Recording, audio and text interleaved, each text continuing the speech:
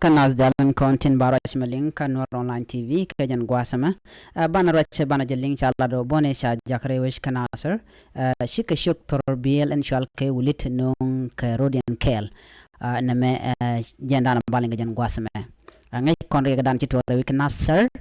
jendana bana kuin pin jan gwasama mi jirama jidit gore en wojin bijan wak nasin kokien ka gore ba en wojin ba subscribe ko beten kontin ba kula lat ka kanor online tv bi ka shwaling kamal ka jan gwasama shikmen shaling shalat no shinete sha kwan ko ba ta kor in shater kanasar bikena benguish chala do shika shop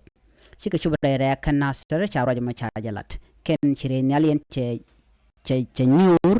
ke che nyur kamal re wish kanasar bana rajima bana jakulin kel anan bana kulin jen gwasame chala do te ka kwakti chikan kan non ko rodien kel kan kwakto to chala do ken ka kwakti la kwakur antama cha kwakti jel ka ke cha ka kep jeshan bor ki ngwane tila ngwane nore tindere wish kanasar cha chuk torbieli kur tin shwale ulini non akene to ashi bona mashikan shugulin da to shikan ganun alamun so de ne de kan torbiyale ken chala do tichi jek de kan kabriyalaka en tema sha chuke to chaka kebe ngani ko lar ken innon ka nun ka ko bikan kor bikan to re we kan asere nyok ko che kor che to ko gwaze dan ka gwi ken no ken shaka tem charo jama chaja kwene no kene tin be ko ba mal ben lat jel kan ka shuk torbiyel inshallah wulit kan de ni South Sudan People Defense Force ki SSPDF teken ka torbiyel ko ti jegre kalin ke kaldan tekten kan torbiyel to chala do tele ka shuk antama ko shika te ka ga ka ngani nori here wi kanasr shikana gorno be kan torbiyel to be kan karyalaka ko de kan kor de kan nyol witin charo de mo chaja kwen antama ko shika te ka gaga mo shikana gorno be kan kwaren ke ramadan en bika benong meske bika nong yoken kep kan ka chikan gorono ba kan nong shuk to ke shuk te de kan torbiyel ken ade kan ga jajal ka jam chala do aram man chiben ka bon korne general kong shorale milaran South Sudan People Defense Force chaben ramadan la kwar ke ramadan bichong laran South Sudan People Defense Force general kong shorale jen chaben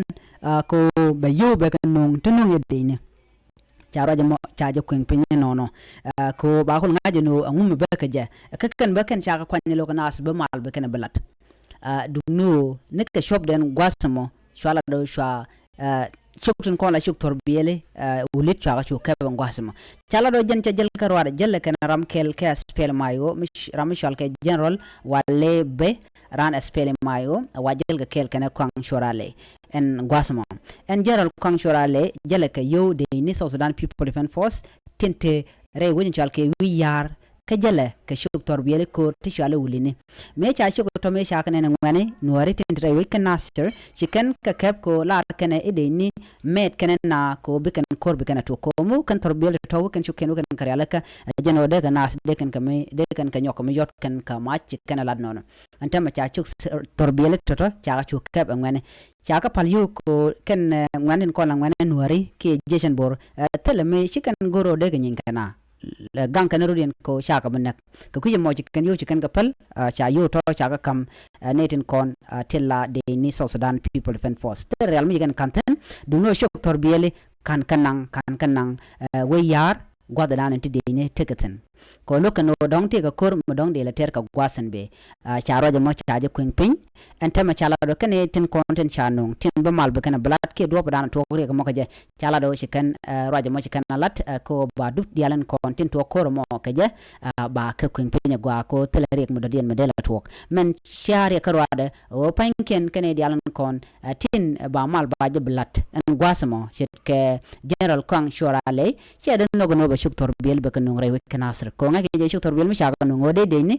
de kan torbiyel ken de kan kadala ka de kan match de kan shu yon nyok rewe kanasr anyok kan ngani nuari lar kan no en wulide me jen wulide dane teng nuari ka gwase dane shukor she to ga ka ron kin dara wul wal jok en tam min nyok ka ko ba ka lat rewe kanasr nyo da gwano be kor belen to ka gwasan be ka chingwane she kan mishir kan mo kan shu lat ko chaje gorno te krem bro de la nyok rewe kanasar ajan ro badana kap ke shuk torbel ke je ko cha gorno bikor banyok ko to no ajan mandana chimane jalat jin men shar ko pen mi me gwan men chala da mena no reki me jak mini comment ke ko share